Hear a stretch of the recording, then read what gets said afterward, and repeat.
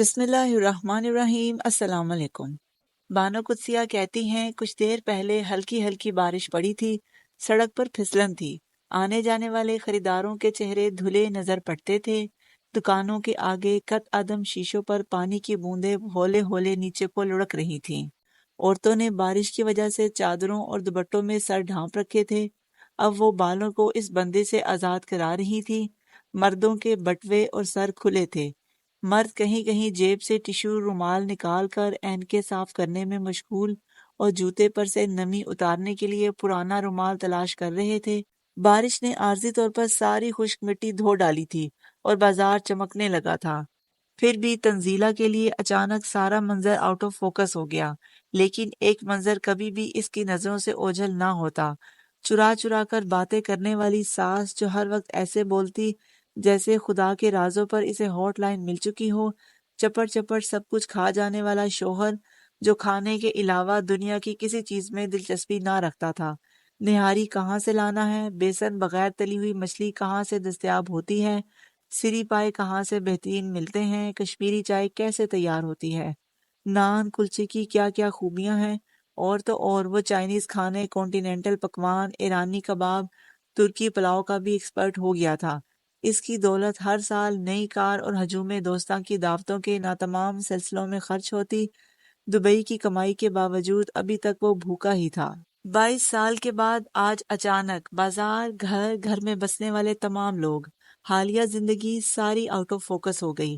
سامنے اینکو کی دکان پر ایک بوڑھا آدمی کھڑا تھا، اس کی داڑھی گرے تھی، سر پر رکھی شکستہ ٹوپی راکھ جیسی۔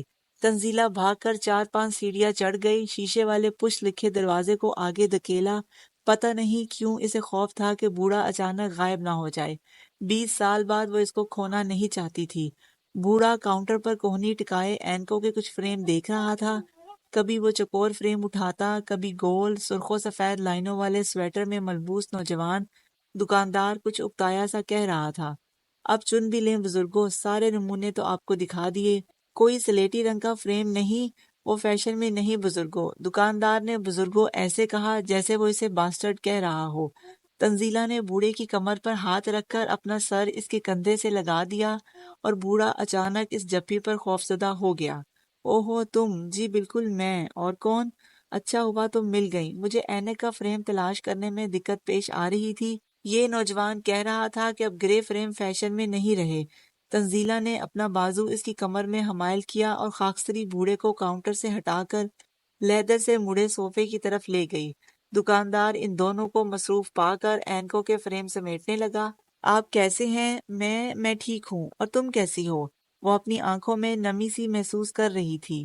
میں بھی ٹھیک ہوں جی۔ کہاں چلی گئی تھی تم؟ امریکہ کے شارجہ۔ میں نے کئی لوگوں سے پوچھا پر کوئی ٹھیک طرح سے بتا نہ سکا۔ میں جی دبئی چلی گئی تھی، اب پچھلے سال واپس آئے ہیں بچوں کی تعلیم کے سلسلے میں۔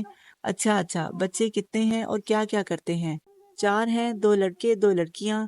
لڑکے دونوں لندن میں ہیں، یہ بھی دبئی سے آتے جاتے ہیں، اور میں یہاں رہتی ہوں، بلکہ میں تو کہیں بھی نہیں رہتی، کبھی لندن، کبھی دبئی، کبھی پاکستان۔ ہاں، کبھی کبھی ایک جگہ بھی رہو تو بھی آدمی کہیں نہیں رہتا۔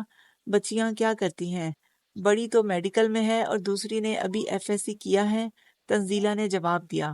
وہ اپنے دونوں ہاتھ کنگھی بنا کر زانوں پر ٹکائے ہوئے تھا، اس کے ہاتھ خشک تھے جیسے سردیوں میں بڈھے لوگوں کے ہاتھ کھردرے اور میلے میلے سے لگتے ہیں۔ اسے بھی ڈاکٹر بناؤ گی؟ جی اگر نمبر اچھے آ گئے، آج کل میرٹ اتنا زیادہ ہے، اور وہ ٹیلی ویژن نہیں چھوڑتی۔ کیا کروں، ڈر لگتا ہے۔ ہاں ڈرنا ہی چاہیے، میں نے اپنے بچوں کے پروفیشن پر توجہ نہیں دی تھی، بس مجھے خیال ہی نہیں آیا کہ اچھے پروفیشن میں انسان سکھی رہتا ہے، کئی مسئلے جنم ہی نہیں لیتے۔ کوئی چیز تنزیلہ کے گلے میں پھنس گئی، اسے لگا ابھی وہ دکاندار کے سامنے اونچے اونچے رونے لگے گی۔ پھر اس نے اپنی توجہ ہٹانے کے لیے پرس کھولا، اس میں سے ایک ٹیوب نکال کر اپنی ہتھیلی پر کریم نکالی اور بوڑھے کے کنگھی ہاتھوں کو علیحدہ کر کر کے ان پر کریم ملنے لگی۔ کریم سے کچھ فرق نہیں پڑتا، یہ پھر ویسے کے ویسے ہو جاتے ہیں، فضول ہے کریم شریم، بوڑھے نے کہا۔ آپ باقاعدگی سے لگایا کریں، کیوں اتنے کھدرے کر لیے ہیں؟ تنزیلہ آنسوؤں بھری آواز میں بولی۔ بوڑھے نے اس بات کا جواب نہ دیا اور اس کے ہاتھوں میں اپنے ہاتھ ڈھیلے چھوڑ دیے۔ اور تیرا وہ کیا کرتا ہے؟ فیکٹری ہے جی دبئی میں ٹیکسٹائل کی۔ تنزیلا نے لمحہ بھر کو محسوس کیا کہ اس نے اندر آنے میں جلدی کی۔ اسے پہلے سوچ کر فیصلہ کرنا چاہیے تھا کہ ماضی سے ملنا کیا عقل مندی ہے، لیکن آج تک اس نے کوئی کام سوچ کر تو کیا ہی نہیں تھا۔ لندن جانا چاہا، لندن چلے گئے۔ دبئی یاد آیا تو دبئی روانہ ہو گئے۔ لاہور میں رہنے کو دل چاہا تو لاہور رہ گئے۔ وہ جذبات سے مغلوب ہو کر لمحے کی زندگی گزارتی تھی۔ اس کے کچھ لمبے چوڑے مستقبل کے پلان نہ ہوتے، اور پھر بھی پتہ نہیں کیوں اس کی ساری زندگی خود بخود بڑی ہی منظم تھی۔ آپ کیسے ہیں؟ تمہارے سامنے ہوں، صرف بلڈ پریشر ہے اور موتیا اتر رہا ہے۔ نظر ٹھیک نہیں رہتی، وقت پہ وقت چمک پڑتی ہے۔ نمبروں والی کالی شیشے کی اینک بنوانا چاہتا ہوں۔ بلڈ پریشر کے لیے دوا لیتے ہیں؟ ہاں لیتا ہوں باقاعدگی سے، لیکن کچھ خاص افاقہ نہیں ہوتا۔ ڈاکٹر کہتا ہے اس عمر میں ایسے ہی ٹھیک ہے۔ ڈرتے ڈرتے تنزیلا نے پوچھا، وہ آپ شعر لکھا کرتے تھے؟ بوڑھا مسکرایا، ہاں لکھا کرتا تھا۔ کسی کسی آدمی پر اس کا بھید بہت دیر سے کھلتا ہے۔ میں سمجھتا تھا کہ میں بہت بڑا شاعر ہوں، زمانے نے میری قدر نہ کی۔ اب پتہ چلا کہ میں آدمی بھی اوسط درجے کا تھا اور شاعر بھی درمیانے درجے کا۔ مجھ جیسے شاعروں پر ان کی حقیقت دیر سے کھلتی ہے، بہت سے ادھورے نامکمل کام کر چکنے کے بعد۔ میں ابھی آئی، آپ یہاں سے جائیے گا نہیں، 1 منٹ میں آئی۔ اس نے کریم کی ٹیوب پر ڈھکنا فٹ کیا اور کاؤنٹر کی طرف بڑھی۔ دکاندار اس کی پشمینے کی چادر دیکھ کر کھڑا ہو گیا۔ جی، آپ ان صاحب کو ذرا اینک کی فریمیں دکھائیں اور انہیں جانے نہ دیں۔ میں ابھی آتی ہوں، مہنگی فریم دکھائیں پلیز۔ ادھر آ جائیں بزرگوں، کچھ اور فریمیں دیکھ لیں۔ بوڑھا اٹھ کر کاؤنٹر کی طرف چلنے لگا۔ اس کی چال ایسے تھی جیسے کبھی وہ بڑھ رہا ہے، کبھی پیچھے جا رہا ہے۔ شیشے کا دروازہ کھول کر تنزیلا سیڑھیاں اترنے لگی۔ اس نے شکر کیا کہ بوندا باندی پھر جاری ہو گئی تھی اور اس کی گالوں پر بہتے آنسو کچھ اس کے لیے ندامت کا باعث نہ تھے۔ لیدر کا پرس، پشمینے کی چادر، سلک کا جوڑا، اٹیلین جوتی، مہنگی اینک، سولیٹیری کی انگوٹھیاں، مہندی رنگے بال، بلیچ شدہ گلابی بادامی جلد۔ وہ بازار میں چلنے والی مڈل کلاس عورتوں سے مختلف تھی۔ مرد اسے کنکھیوں سے پلٹ کر حیران نظروں سے دیکھتے تھے۔ عموماً یہ بات اسے بڑی تقویت دیتی کہ جوان بچیوں کی ماں ہونے کے باوجود اس کا فگر لڑکی کی طرح قائم اور لچکدار تھا۔ وہ توجہ طلب تھی، لیکن آج اس کا جی چاہتا تھا کہ وہ عرشی سیڑھی سے گر کر گندے نالے میں گر جائے اور گری رہے۔ بار بار اس کے کانوں میں آواز آ رہی تھی، تم جیت گئی تنزیلا، اور جو جیتا سو ہی ہارا۔ وہ پھسلن والی گرے سڑک پر قدم جماتی بازار سے بغلی گلی میں مڑ گئی۔ یہاں اس کا پرانا رفوگر بٹنوں والی دکان پر کام کرتا تھا۔ براؤن بادامی رنگوں میں لپٹی وہ اس چھوٹی کھوکھے نما دکان کے آگے جا رکی۔ آپ کے پاس بٹن ہوں گے؟ ذرا بڑے۔ دکاندار نے کچھ ڈبے نکال کر پیش کر دیے۔ دکھا دیجئے بس۔ کچھ ٹال مٹول اور غور کے بعد اس نے ایک بٹن تلاش کیا۔ اب اس کے ساتھ کا دھاگا بھی دے دیجئے، شکریہ۔ دکاندار نے کچھ تردد کے ساتھ میچنگ دھاگا بھی نکال ڈالا۔ لگتے تو ایک سے ہیں، ایک سوئی کا پتہ بھی دے دیجئے۔ یہ لیں، اس میں ہر نمبر کی سوئی ہے۔ دکاندار نے ایک گول سی پلاسٹک کی سوئی دانی پکڑا دی۔ شکریہ شکریہ، یہ تو بہت ہی اچھا ہے۔ پیسے ادا کرتے ہوئے اس نے رفوگر کے اڈے پر نظر دوڑائی۔ ہر رنگ کی شالیں، جرسیاں، کپڑے، اونی کمبل رفو ہونے کے لیے پڑے تھے۔ چاچا جی نہیں آئے؟ تنزیلا نے پوچھا۔ کہہ رہے تھے آنکھوں کا آپریشن کرانا ہے، سامان تو بند کر جاتے، مٹی پڑ رہی ہے۔ بیگم صاحب کئی بار آپریشن کا ارادہ کرتے ہیں اور دوسرے دن آ جاتے ہیں۔ اکیلے آدمی کا حوصلہ نہیں پڑتا آپریشن کے لیے۔ وہ پیسے ادا کر کے واپس اینکو والی دکان کی طرف بھاگی۔ یکدم اسے لگا جیسے وہ بھی اپنا بڑا قیمتی سامان سرے بازار کھلا چھوڑ آئی ہے۔ تنزیلا نے دل میں سوچا، میں بھی کیا احمق ہوں، مجھے کیا اسی وقت بٹن دھاگا خریدنا تھا؟ میں سوچ سمجھ کر کیوں کام نہیں کر سکتی؟ ہمیشہ سیلاب جذبات میں کیوں بہہ جاتی ہوں؟ پہلے کر چکتی ہوں، بازاں سوچتی ہوں، احمق کہیں کی۔ اگر انہوں نے نہ سنا ہوا اور وہ چلے گئے تو؟ بالغرض انہیں کچھ مجبوری ہو اور انتظار ممکن ہی نہ ہو تو؟ اب میں سارے بازار میں انہیں کہاں ڈھونڈتی پھروں گی؟ پھر ہمیشہ کی طرح تنزیلا نے منتیں ماننا شروع کر دی۔ ایک دیگ داتا کے دربار، 20 نفلیں، 10 آدمیوں کا کھانا۔ بھٹتے بھٹتے جب اس نے پش والا شیشے کا دروازہ کھولا تو 100 نفلوں اور 10 دیگوں پر اللہ میاں سے بات ہو چکی تھی۔ ابھی تک وہ بوڑھا کاؤنٹر پر جھکا اینکوں کی فریمیں دیکھنے میں مشغول تھا۔ فرق صرف اتنا تھا کہ اب دکاندار نے چھوٹا سا آئینہ اٹھا رکھا تھا جس میں فریم پہنا چکنے کے بعد شاعر صاحب اپنا چہرہ بھی دیکھتے تھے۔ ذرا ادھر آ جائیے پلیز۔ وہ کاؤنٹر سے گزر کر ریگزین کے مڑے صوفے کی طرف بڑھ گئی۔ سامنے دیوار میں تمام تر آئینے لگے تھے۔ جن کی وجہ سے ایک تو دکان کشادہ اور دوسرے کاؤنٹر پر جھکا بوڑھا بہت دور لگ رہا تھا۔ ذرا بیٹھ جائیے۔ بوڑھا مؤدب بچے کی طرح صوفے پر بیٹھ گیا۔ میں تو سمجھا تم جا چکی ہو، بوڑھے نے آہستہ سے کہا۔ وہی آواز کے زیرو بم، وہی مٹھاس، ملامت، وہی جھگڑے فساد کے بغیر لہجہ۔ تنزیلہ نے محسوس کیا کہ وہ پھر رونے والی ہے۔ جلدی سے سوئی میں دھاگا ڈال کر اس نے پرس میں سے اکلوتا بٹن تلاش کیا۔ میں بھی کتنی احمق ہوں، ایک بٹن خرید کر لائی، اور کیا اگر یہ گم ہو جائے، اور کیا عجب بٹن کے چھید بند ہوں اور ہو سکتا ہے سوراخ ٹوٹ گئے ہوں۔ لیکن ہمیشہ کی طرح بٹن درست تھا اور عین چیسٹر کے رنگ سے میلواں سلیٹی رنگ کا۔ یہ آپ کے کوٹ کا بٹن کب سے ٹوٹا ہوا ہے؟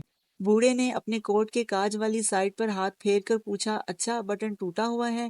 میں پوچھ رہی تھی کب سے، جب تم گئی ہو نا۔ اس سال میں نے یہ کوٹ لنڈے سے خریدا تھا۔ اس سال بہت سردی پڑی تھی، میرا خیال ہے تبھی سے یہ بٹن نہیں ہے۔ 20 سال ہو گئے شاید۔ تنزیلہ کا سر بوڑھے کی گود میں جھکا ہوا تھا اور وہ بٹن کے ساتھ ساتھ کہیں کہیں آنسو بھی ٹانک رہی تھی۔ اور وہ کہاں ہوتے ہیں پروفیسر صاحب؟